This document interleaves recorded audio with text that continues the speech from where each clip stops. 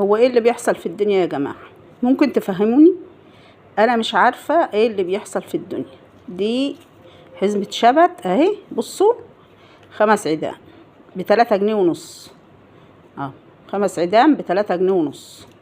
دي حزمة شبت يا جماعة، شايفين ايه اللي بيحصل لما 3 حزم من دول اهو.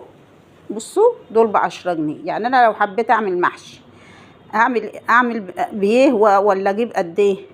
انا جايبه دول وقطعت منهم شويه، يعني هقول لكم جايبه 3 و3 و3 ب30 جنيه، يعني ال3 ب10. شوف حزمه البقدونس والكزبره، حزمه كزبره اهي 5 عيدان يا جماعه، يعني ال3 حزم ب10 جنيه بمقدار حزمه واحده، ومش بمقدار حزمه والله كمان، لا ما يجوش حزمه يعني دول 3 حزم. شوفوا ينفع كده؟ ايه اللي بيحصل في الدنيا علشان الخضرة يعني اللي المفروض تبقى متوفرة وكتيرة تبقى بالشكل ده؟ ايه اللي بيحصل في الدنيا؟ ايه اللي جرى؟ ايه اللي جرى يا جماعة؟ يعني دول ب30 جنيه ناقصين حزمتين اهو. 9 حزم من دول او 9 عيدان، يعني المفروض ما نقولش عليهم على دي حزمة. دي حزمة اهي، ودبلانة وتقرف ومش حلوة. انا مش عارفة الناس هتعمل ايه بعد كده. حرام والله، والله حرام كده. شوفوا دي حزمة بقدونس، يعني انا لو حبيت اعمل طبق سلطة والله العظيم دي ما هتكفي طبق السلطة اهو. قولوا لي بقى اعمل ايه والناس تعمل ايه في الغلو ده؟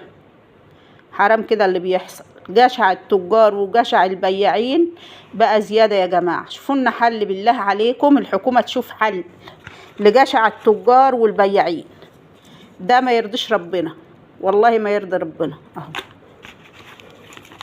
خلاف القوطم و25 والبطاطس ب30 والحاجات يا جماعة. البطاطس اغلى من المانجا، المانجا ب15 جنيه.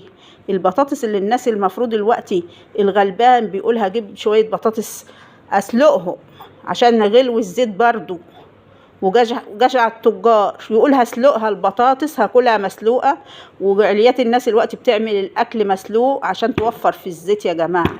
كيلو البطاطس وصل 30 جنيه ومش حلوة، يعني يا ريت ان هي كمان حلوة. الكيلو البطاطس وصل 30 جنيه، كيلو الكوسة ب30 جنيه. يعني بصوا كلها في التلاتينات، ومن اول 25 الطماطم طبعا و30 لحد البطاطس والكوسة والفلفل ب15 جنيه يعني الحاجات كلها رافعة الأسعار جدا. ايه اللي حصل يعني عشان الأسعار توصل للدرجة دي؟ ايه اللي حصل؟ انا مش عارفة ايه اللي حصل عشان حزمة البقدونس ولا الكزبرة 5 عيدان ب3 جنيه ونص اللي كنا بنجيبها ب4 جنيه. ايه اللي حصل؟ انا مش عارفه ايه اللي حصل يا جماعه، بجد حاجه تفور الدم وحاجه تزعل والله. الناس الله يكون في عون الناس. يعني انا في مقدرتي اجيب ب30 جنيه خضره ومش هتكفيني، امال الفقير يعمل ايه؟ اللي ما معهش فلوس يجيب يعمل ايه؟ ما ياكلش، يموت. الناس بتموت فعلا. إنا لله وإنا إليه راجعون والله.